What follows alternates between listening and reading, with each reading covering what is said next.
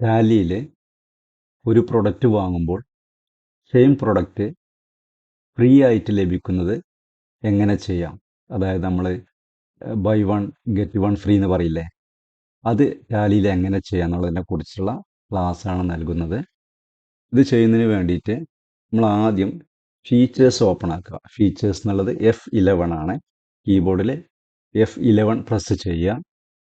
അപ്പോൾ ഇതിനകത്ത് കുറേ ഓപ്ഷൻസ് വരുന്നുണ്ട്. അതിനകത്ത് ഏറ്റവും ഈ സൈഡിൽ ഇടത് ഭാഗത്ത് ഏറ്റവും അവസാനത്തെ ഒരു ഓപ്ഷൻ ഉണ്ട്, use separate actual and billed quantity column in invoice.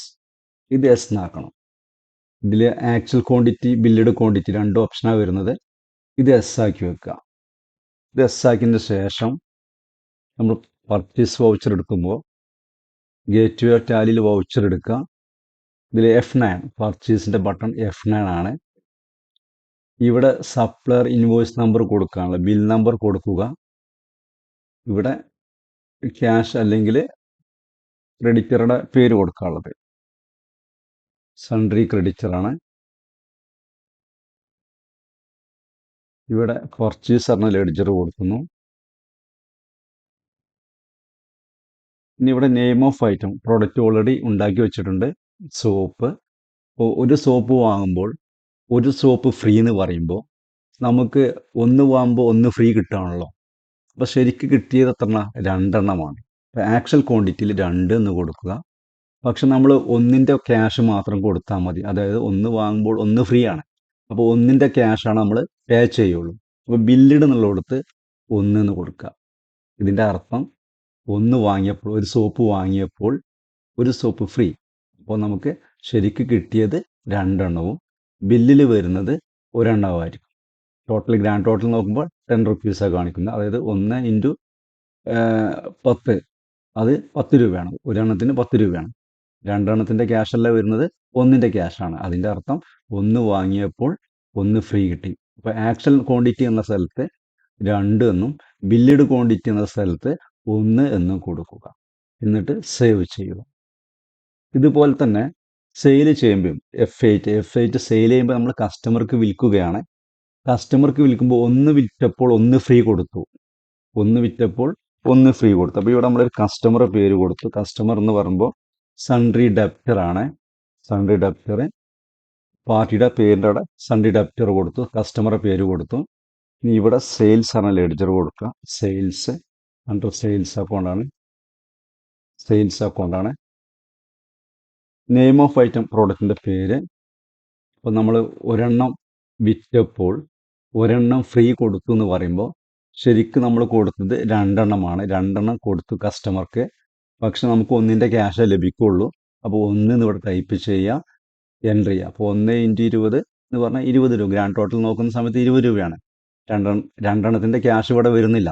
അതായത് ഒന്ന് വിറ്റപ്പോൾ ഒന്ന് ഫ്രീ കൊടുത്തു. അപ്പോൾ ആക്ച്വൽ ക്വാണ്ടിറ്റി എന്നുള്ളിടത്ത് ശരിക്കും കൊടുത്ത വിറ്റ ക്വാണ്ടിറ്റി എന്താണ്? 2ഉം ബില്ലിഡ് ക്വാണ്ടിറ്റിയിൽ 1ഉമാണ് വരുന്നത്. ഇങ്ങനെ ഒരു പ്രൊഡക്റ്റ് വാങ്ങുമ്പോൾ സെയിം പ്രൊഡക്റ്റ് ഫ്രീ ആയിട്ട് ലഭിക്കുന്നത് ഇതുപോലെയാണ് ചെയ്യുക. ഇനി ഒരു പ്രൊഡക്റ്റ് നമ്മൾ വാങ്ങുമ്പോൾ വേറൊരു പ്രൊഡക്റ്റ് ഫ്രീ ആയിട്ട് ലഭിച്ചു.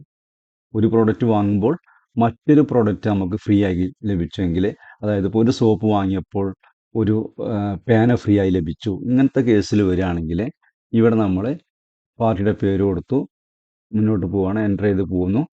ഇവിടെ നമ്മൾ പർച്ചേസ്, ഇതാ സോപ്പ്. ഒരു സോപ്പ് വാങ്ങുമ്പോൾ ഇപ്പോൾ ആക്ഷനിലും ബില്ലിടും സെയിം 1 എന്ന് കൊടുത്താൽ മതിയേ. ഇനി മറ്റൊരു പ്രോഡക്റ്റ് അല്ല ഫ്രീ ലഭിക്കുന്നത്. അപ്പോൾ താഴോട്ട് വന്നിട്ട് ഇവിടെ നമ്മൾ ആ പ്രോഡക്റ്റിൻ്റെ പേര് കൊടുക്കും. പേനയാണെങ്കിൽ പേന എന്ന് കൊടുക്കുന്നു, പെന്ന് കൊടുത്തു. ഇതിൻ്റെ ഫ്രീ പ്രോഡക്റ്റ് ആയതുകൊണ്ട് ക്യാഷ് ഒന്നുമില്ല. ദെൻ ഈ കൊടുത്ത ക്വാണ്ടിറ്റി ഒരെണ്ണമാണ്, 1 എന്ന് ഇവിടെ കൊടുത്ത് സേവ് ചെയ്യുന്നു. പ്രൈസ് കൊടുക്കേണ്ട ആവശ്യമില്ല, കാരണം ഫ്രീ ആയിട്ടാണ് ലഭിച്ച് കൊടുത്തത്. അതുകൊണ്ട് പ്രൈസ് ടൈപ്പ് ചെയ്യേണ്ട ആവശ്യമില്ല. ഇപ്പോൾ ഇവിടെ ടൈപ്പ് ചെയ്യുമ്പോൾ ബില്ലിഡ് എന്നുള്ള കോളത്തിലാണ് ടൈപ്പ് ചെയ്യേണ്ടത്. എന്നിട്ട് സേവ് ചെയ്യുന്നു. ഇനി ഈ ഓപ്ഷൻ F11 പോയിട്ട് ഇത് നമ്മൾ ഓഫ് ചെയ്ത് കഴിഞ്ഞാൽ, നോന്നാക്കി കഴിഞ്ഞാൽ, നോക്കി കഴിഞ്ഞാൽ ആ കോളംസ് ഇവിടുന്ന് പോയിട്ടുണ്ടാവും. ഇനി ഇവിടെ നമ്മൾ ഇത് ചെയ്യുകയാണെങ്കിൽ ഒരെണ്ണം വാങ്ങിയപ്പോൾ, ഒരു സോപ്പ് വാങ്ങിയപ്പോൾ ഒരു പേന ഫ്രീ ലഭിച്ചു എന്നുള്ള ചെയ്യുമ്പോൾ ഇവിടെ വന്നിട്ടതിന് ശേഷം ചെയ്യുകയാണെങ്കിൽ നമ്മൾ ഇങ്ങനെ ചെയ്യണം. ഇതാ രാജ്, ദെൻ ഇവിടെ നമ്മൾ പർച്ചേസ് കൊടുത്തു, സോപ്പ് കൊടുത്തു, ഒരു സോപ്പ് എന്ന് കൊടുത്തു, ദെൻ ഒരു പേന ഫ്രീ ആണെങ്കിൽ ഇവിടെ പെന്നെന്ന് കൊടുത്തു, സേവ് ചെയ്തു. പ്രൈസ് കൊടുക്കേണ്ട, ക്വാണ്ടിറ്റി മാത്രം കൊടുത്താൽ മതി, ഒന്നെന്ന് കൊടുത്ത് സേവ് ചെയ്യുക. പ്രൈസിൻ്റെ ആവശ്യമില്ല, കാരണം അത് ഫ്രീ ആണല്ലോ, അപ്പോൾ നമ്മൾ ക്യാഷ് അവിടെ കൊടുക്കേണ്ട ആവശ്യമില്ല. അപ്പോൾ ഒരു സോപ്പ് വാങ്ങിയപ്പോൾ ഒരു പേന ഫ്രീ ആയിട്ട് ലഭിച്ചു എന്നുള്ളത് ഇതുപോലെയാണ് ചെയ്യുക. അതുപോലെ വിൽക്കുന്ന സമയത്തും സെയിൽ ചെയ്യുന്ന സമയത്തും ഇതുപോലെ നമ്മളൊരു കസ്റ്റമർക്ക് പ്രൊഡക്റ്റ് വിൽക്കുകയാണ്.